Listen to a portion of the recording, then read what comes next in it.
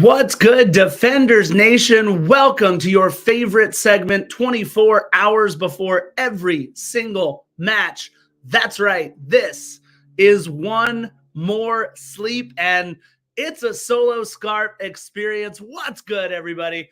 Welcome to our preview match for the Nashville game. That's right. Nashville's heading out to BMO Stadium. It'll take them about 4 hours and 50 minutes or so to get to Los Angeles from Nashville, which is about 45 minutes less than our current scoreless streak. This is rough. Or actually, is it 3 hours, 59 minutes? I don't even know. I lost track. It's about an hour more, than our scoreless streak, which is at, no, I'm right. Why don't I trust myself? Oh my goodness. It's because it's a solo scarf episode.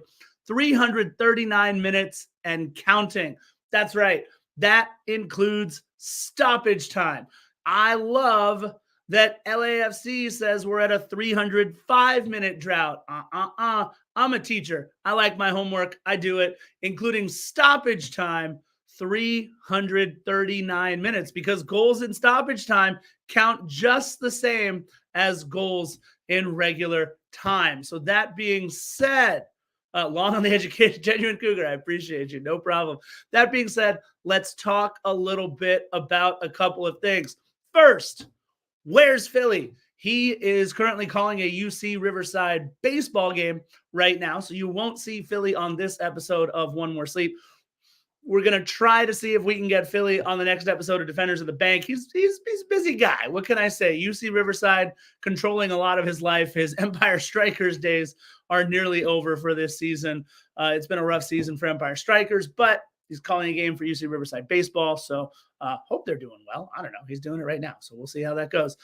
So that's that question. Second thing I want to bring up is right there. That new scarf. Everybody see that new scarf? This is Los Angeles, the new 3252 scarf from at the 3252 to all of us that signed up.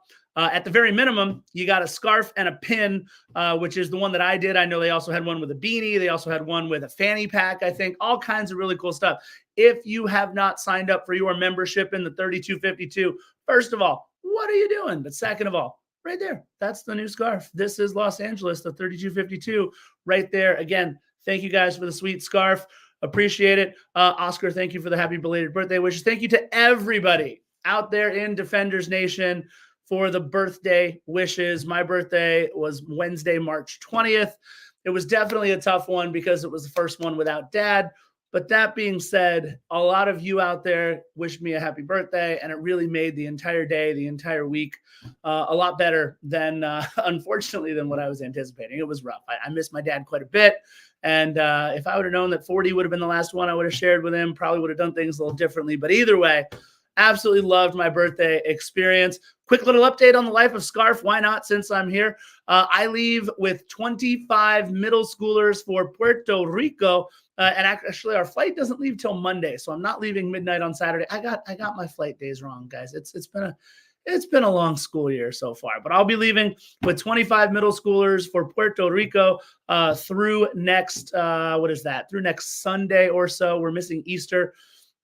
That being said, I'm really excited to spend that time with these middle schoolers. We'll be working at a foster boys home to do a couple different projects with them there in Puerto Rico, also learning about the environmental sustainability and the effects of the hurricanes that are down there. Lots of really cool things that these middle schoolers are going to be able to see and do out there. So I'm very excited to spend my first ever 6 or 7 days in Puerto Rico. It's going to be a lot of fun. So if you guys are in Puerto Rico, by the way, hit up the scarf. Let's see what's going on. This is, you guys remember Nectar, right? This is one of our pride tops that we had, one of our pre-match pride tops, for those of you guys wondering, a couple of years ago, I think it was 2 seasons ago. Got all kinds of fun stuff back here too. I mean, I absolutely love some of these scarves that I've got back here. And of course, we always have Team Security Paul watching over the operations right next to us. So again, everybody out there in Defenders Nation, let's get into it. This is One More Sleep, the Nashville edition. And again, it is a solo scarf experience. Want to remind everybody, Nashville likely, and I want to say likely just because we got bad intel the last time, but I checked on our website, LAFC, and I checked with Nashville. It looks like Walker Zimmerman will be missing the match with a knee injury. And that's kind of a big one because we know how good Walker Zimmerman can be, a multiple-time All-Star and best 11 in Major League Soccer, and obviously someone near and dear to the black and gold faithful, as he was with us for a few seasons. So it looks like their captain, Walker Zimmerman, will not be playing in the match. That's what both teams' websites say as of right now. Miraculous things can happen on the flight from Vegas to Los Angeles, but we'll see. Looks like Walker Zimmerman will be out. Also out for Nashville, Anibal Godoy. Anibal Godoy will be out, and Jacob Schaffelberg. Those are not starters for Nashville, but they are two players that played in the last match against Charlotte. We'll talk about how they've done so far this season in just a minute, but want to give you guys some roster updates for international duty. Anibal Godoy and Jacob Schaffelberg both out, as well as, like I said, Walker Zimmerman with an injury to his knee. For LAFC, obviously, we know the injury to De La Valle. He's out for the year with the knee injury. Tomas Angel, I've heard, is still not at 100%. And, of course, two big players out for international duty. It's Ordaz and Omar. That's right, Omar Campos, our starting left back for every match so far this season, out with international duty with Mexico's under-23s. And Nate the Great getting his first ever call-up to the El Salvador national team, and he started. I couldn't get like a breakdown to see when he came out of the match, but he definitely was involved in several big plays for El Salvador. It was a 1-1 tie with Bonaire, and I promise I'm allowed to say that on the air, even though it's only 9:01. Bonaire is a country. So El Salvador and Nathan Ordaz, they were both in action and getting his first call up to the senior national team. So pretty cool for that. Apparently, Ben Skolnick says they're having a raffle to suit up in the 18 tomorrow. So make sure you get out to Christmas Tree Lane early. It is supposed to rain, by the way, at the start. I got to check over at LAFC Luke Clip to see if what the weather forecast is going to be. But from what I heard, 10 a.m. is when the rains are supposed to come, or at least when the rains are maybe supposed to stop by. I don't know. It's going to be wet. So bring your galoshes, as my grandmother used to say. Bring your galoshes. So that'll be fun. Really looking forward to this match against Nashville, not just because they're not going to have Walker Zimmerman, because we are going to be able to see one of the premier talents in Major League Soccer, Hani Mukhtar. We'll talk a little bit more about Hani Mukhtar in a little bit, but he is as good as it gets. Nashville comes into this match undefeated in MLS this season. Undefeated. However, in their 4 MLS matches, 3 draws, just the one win, and it was in their last match a couple of days ago against Charlotte. They defeated Charlotte 2-1. Otherwise, it's been draw to start the season. But Nashville's start to this season, for the most part, parallels our start to last season. They have already played, 8 games so far on the season. In fact, this match will be their 5th match in 17 days. 5 matches, 17 days. How many times last season, y'all, when we were talking about CONCACAF Champions League, when we were talking about Leagues Cup, when we were talking about Open Cup, when we were talking about all of the different titles that we were going after, how many times did we say, all right, guys, it's our 3rd match in 10 days. It's our 4th match in 12 days. It's our 5th match in 17 days. Well, Nashville, you're starting to see how difficult it can be to have a rigorous schedule like that. They advanced out of the first round of CONCACAF Champions Cup, as it's called, playing Mocha FC. Is it Mocha FC? Mocha SC? Mocha from the Dominican Republic. Dominican Republic top flight team, MOCA, Mocha.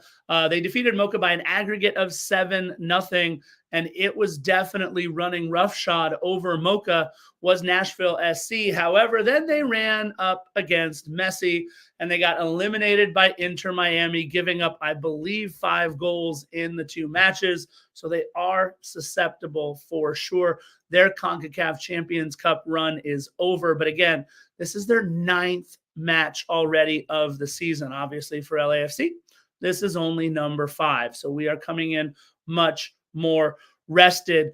In their last 4 matches, they have allowed 8 goals. And with no Walker Zimmerman on that back line, you've got to believe this is a perfect time for us to end that number right down there, 339 minutes and counting, the goalless drought.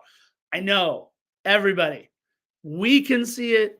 John Thorrington can see it. Hell, Will Kuntz all the way down in Carson can see it. They can see it all the way over in Grasshopper and Zurich in Switzerland. We need a number 9. Everybody knows it. And that number 9 might be coming in Olivier Giroud, 39 years old, but the dude can still score with anybody over in Europe. He is a true number 9, an absolute banger.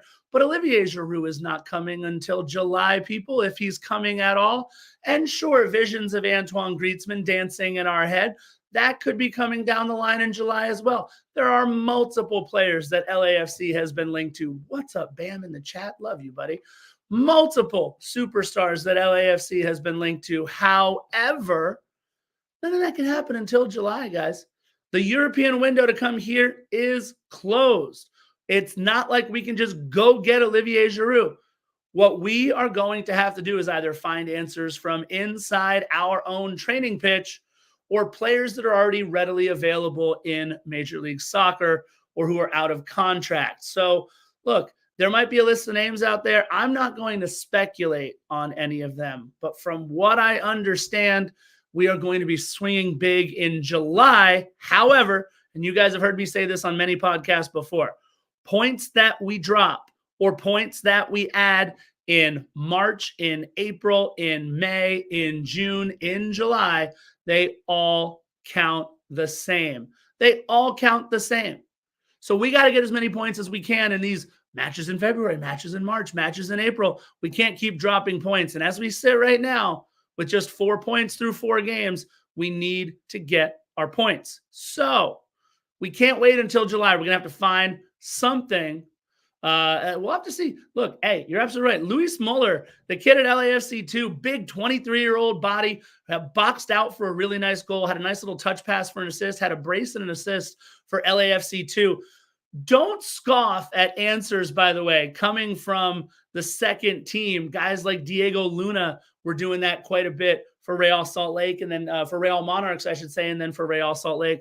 So it definitely could be something. There are going to be a couple of changes. Obviously, we know in the starting lineup there will be no Omar Campos. I'll talk about his replacement in a minute. Don't forget about Omar Campos not being there, and also Nathan Ordaz. And I think we do need to switch some things up. We'll talk about that when we get to the LAFC part. But again, just want to mention one other player before I get to LAFC, Sam Surridge, the English product, 25-year-old designated player striker for Nashville. Sam Surridge is the real deal. Although, look, I know he's got 3 goals and an assist in 4 matches so far this season. That seems like a big deal. However, he did score a goal and have an assist against Mocha. So really, it's 2 goals on the season in all of the other games that he has played in so far. I'm not completely taken by Sam Surridge. However, the 25-year-old English product has certainly been able to find the back of the net early and often this season. And what that can sometimes do is get you propelled for the rest of the season. You start to see the ball go in the back of the net, a la maybe what we are hoping starts with Denny Bowanga in this match. Oh, my goodness. We definitely need some help in scoring goals. So don't forget about Sam Surridge. Let's talk about LAFC. We know we will have no Nathan Ordaz, no Omar Campos, likely no Tomas Angel, another attacking option up top as he still deals with an injury. And then, of course, we know about De La Valle. He is gone for the season. But we definitely still have a ton of options. What we know is that Sergi Palencia will be taking Omar Campos' spot. Why do we know that? Because we don't have anybody else. Eddie Segura dropped out and played a little bit of wingback every now and then. Heck, Ryan Hollingshead dropped in and played the number 9 role for a little bit, playing up top. It has been a season of absolutely mismatched players and positions, even though we've started the same unit through our first 4 matches. I'm predicting, obviously, that'll change with Omar Campos not being there. but that shouldn't be the only reason why our starting lineup changes just a little bit. I think it's time, and this is just Scarf here, and I'm the only one. I think it's just time now to stop the experiment with Matty Bogusz at the number 9 with Denny Bwanga on one wing and Kike Oliveira on the other. I want to start David Martinez. Now that still begs the question, who do you put in the 9? Well, I think it's going to have to be Denny Bwanga to start the match, but what we've seen Steve Cherundolo do quite a bit is to move Denny over to one side, move Denny over to the other side. It's tough because Kike Oliveira only looks really comfortable to me on that right-hand side. I haven't seen enough of David Martinez to tell you where he looks most comfortable. He was kind of playing like a rover free safety role for a little bit on that front line. Same thing with Nathan Ordaz, but he's not an option for this game. So I think it's time to stop the experiment. I think it's time to start Matty Bogusz in the midfield, or maybe we don't start Matty Bogusz at all. And I've got a theory about why maybe I was wrong in saying we need to drop Timothy Tillman to the bench and start Matty Bogusz in the midfield and get David Martinez in there. We've got some questions that have been asked about our midfield. And no, it's not Edward Atuesta. I will tell you guys right now, Edward Atuesta, more key passes than any other player on LAFC and a much higher passing percentage than any other player on LAFC, at least on a regular basis. 87% of his passes he has completed on the year. 87% for Edward Atuesta. Atuesta is doing everything that we hoped he would when he came over. Sure, he hasn't contributed very much to the offensive end, but he is doing a lot of those things as a midfielder that we expect. But let me talk to you guys about 3 numbers that bother me just a little bit about our midfield. 78%, 77%, and 75.5%. What are those? That's the pass completion percentage of Timothy Tillman, Ilie Sanchez, and Matty Bogusz. Matty Bogusz is only completing 75.5% of his passes. Now, I think a lot of that is because he's also playing up at the number 9 role, or at least playing up in the attacking line rather than in the midfield. And I think once he goes back to midfield, he'll be much more comfortable completing passes. But Timothy Tillman only completing 78% of his passes, and Ilie Sanchez has only completed 77% of his passes, and in 294 minutes, he has 2 key passes on the season. Now, if you ask me to define what a key pass is, the way that MLS defines it in their stat sheet, I'm not exactly sure, but I know a key pass when I see one. A key pass is one of those beautiful line splitters that springs a guy like Denny Bwanga, or that springs Kike Oliveira, or that springs David Martinez, or that allows us to keep advancing the ball forward to create a chance or a goal-scoring opportunity. It is something that we have not done very much this season. And really, it starts and ends with Ilie Sanchez in the middle. He's the leader. He's the de facto captain of the midfield. And when Ilie can't get to cooking, the rest of the midfield's in a little bit of trouble. So when you see him completing 77% of his passes with only 2 key passes on the year, something might have to change just a little bit. Now, I'm not saying don't start Ilie Sanchez, because his veteran leadership is everything for us. And I still think we drop Timothy Tillman from the starting lineup only because Tillman gives us the same, whether he's coming in off the bench after 70 minutes or he's starting the game.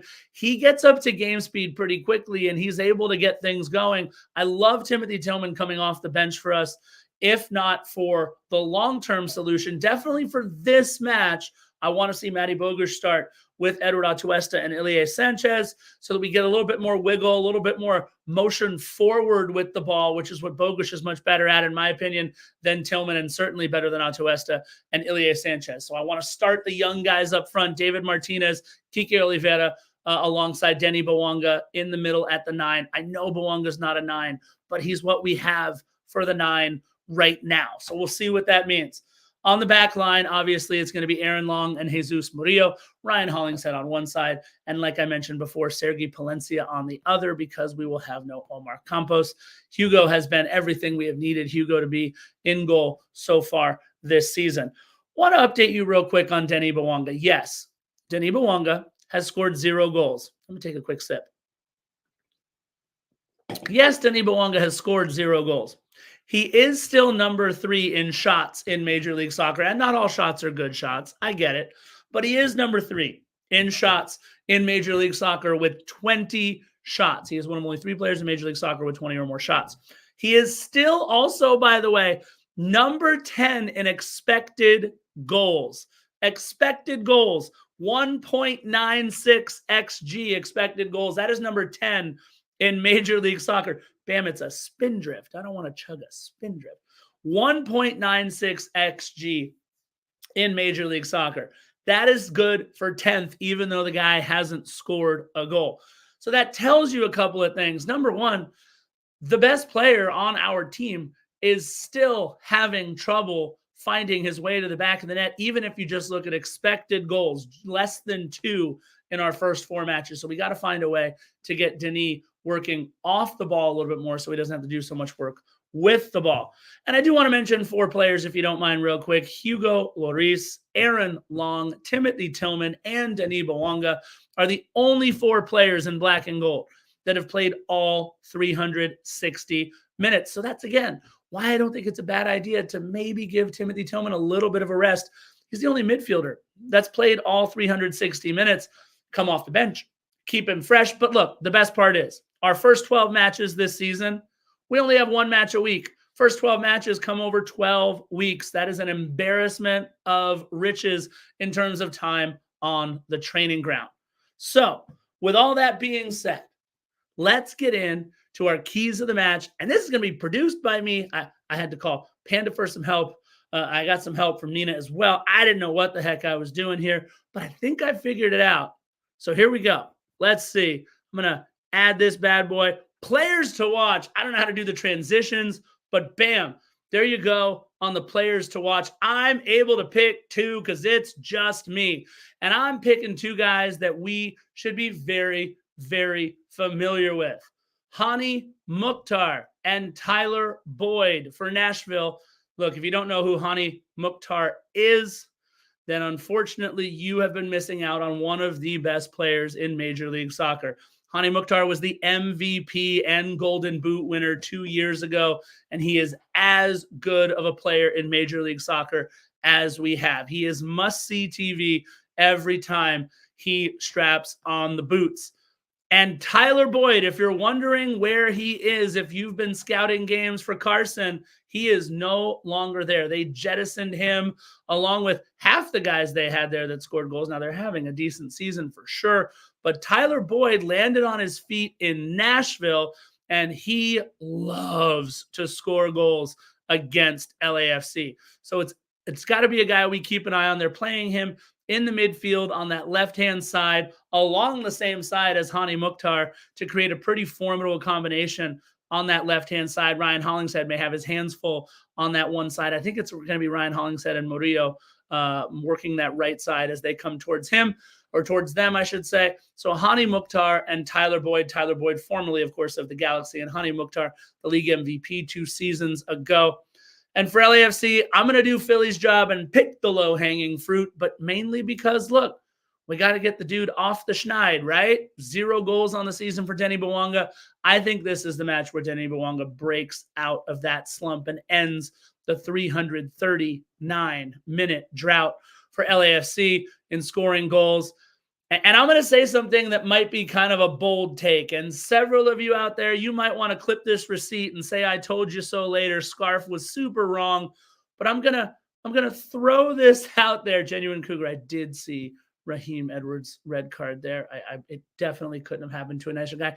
And it allowed the Chicago Fire to score 3 goals after the 82nd minute when he got that red card, including Kellen's ridiculousness. I saw that. I'm going to not try and be a squirrel and get distracted by all the comments in the chat. First of all, thank you to everybody in the chat for joining us here on One More Sleep.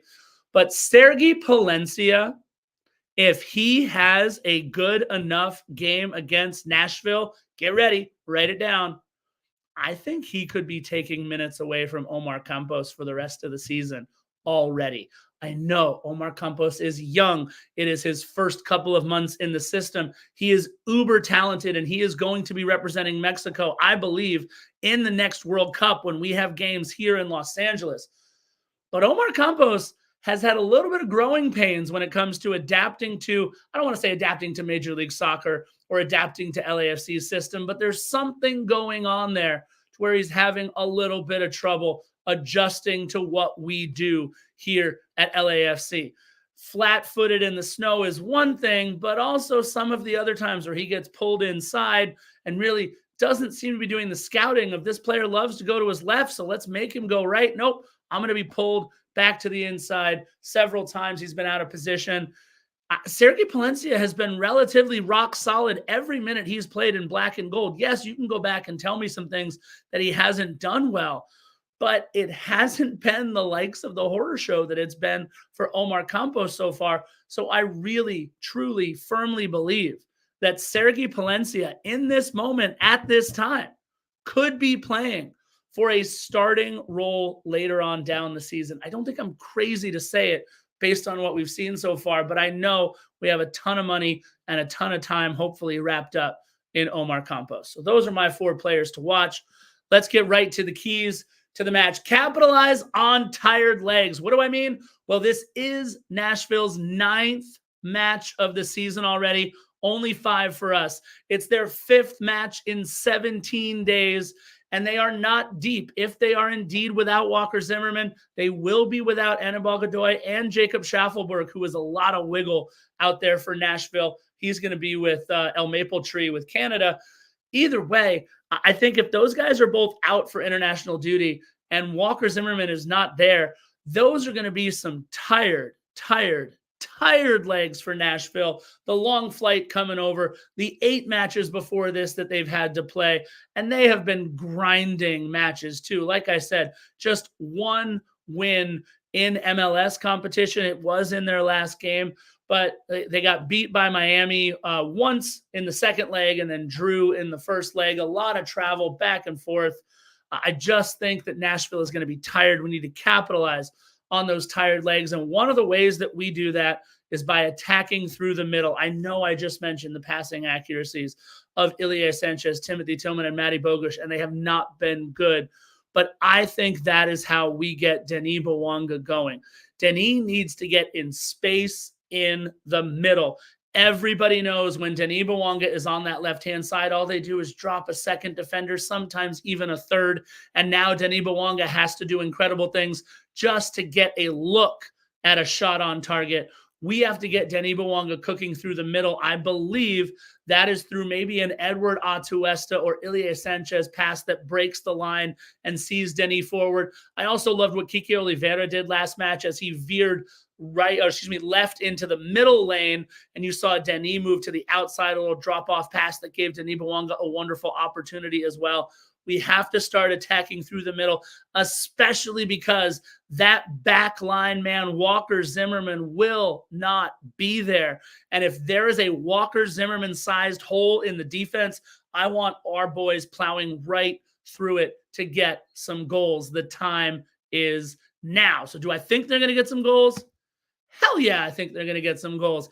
I think this is the match that LAFC wakes up. I think this is the match that LAFC arises from their slumber, gets Denis Bouanga going, gets Kike Oliveira going, and gets our midfield jump-started as well. I don't think we're going to try to do as much by pushing our wing-backs up. We might see Ryan Hollingshead up there a lot more, but maybe not as much with Sergei Palencia. So I think we're going to try to do it with our front 6. That's right. The 3 forwards, the 3 midfielders are going to have to get things done. We have seen Aaron Long, and for the most part, Jesus Murillo be a rock so far for us on the back line. I still miss Giorgio more than anything else. If coaches could only play in this league, I think he'd give it one more go. Hugo has been amazing, but we need to get the engine moving forward. And I think no Walker Zimmerman, no Jacob Schaffelberg, tired legs from playing 9 matches so far this season, 5 matches in 17 days. That gives you a 3-0 LAFC win. We are in front of the 22,000, the chorus of the black and gold, and of course, the choir of angels in the 3252 singing their hearts out for our black and gold. I cannot wait to be back at BMO. Bring on the rain if it is indeed going to rain. We've played in snow already. What's the difference of playing in a little bit of rain or at least playing in a rain-soaked field? We know we've got those dryers underneath the pitch. They're going to be sucking all the moisture out of there if they can. Giggity? I don't even know. Anyways, this has been a solo scarf experience. 3-0. LAFC is what I'm saying. We got the new 3252 scarf here. We got team security, Paul, making sure that everything is going well. We've got Philly calling a UC Riverside baseball game. He's going to join us at the match later on tomorrow. I've got 3-0 defenders. I've also got a really fun scoop for you about merch. We are going to have all kinds of merch available soon. We got the go-ahead from 500 level. I know you guys have already stuck around for half an hour, and thank you. 500 level. If you go through LAFC HQ, you look through a lot of the T-shirts that they make, they're made by 500 level, a fantastic company based in Austin. They do a lot of work for LAFC. They do a lot of work for Major League Soccer. They do a lot of work for many of the professional sports leagues in North America and abroad. 500 level is lit, and I cannot wait for us to share with you on our website the link as soon as it is up. Make sure you go to defendersofthebank.com, and that's bank with a C, and in your bookmark it, because it's not time to go buy stuff yet. But there's going to be 14 different types of apparel, all kinds of designs, whatever you want to do to rep the Defenders. It will be about time. And we're going to have our scarves, not this scarf, because this is the one without the star on it. This is our OG scarf. I thought there was, that's over there. So I can see it. It's all the way over there. But if I go get it, nobody's going to be on camera. You're just going to have to stare at Team Security Paul for a little bit. So I'm not going to go do that. Either way, we're going to have scarves for purchase tomorrow at Christmas Tree Lane. So coming out and grab a Defender scarf with a star. We're going to have merch available on defendersofthebank.com in just a little bit. We love you guys so much. We love every single bit of support that you give us here at Defenders of the Bank. We do this for you. We absolutely love it. We'll be at the press conference tomorrow after the match. We'll be at Christmas Tree Lane before the match. Please, if you see the Defenders tent, you have found your home on Christmas Tree Lane. Come hang out with Defenders of the Bank. Come hang out with me, Scarf. Come hang out with Philly. Come hang out with everybody there under the tent. Our tent is your tent. We hope to see you guys out there. I've got 3-0 Defenders. What do you got? Let me know. I'm going to try very quickly. Can I do it? Oh, yeah. I'm going to play the outro music. And I think I did okay with producing this one. All right. Here we go.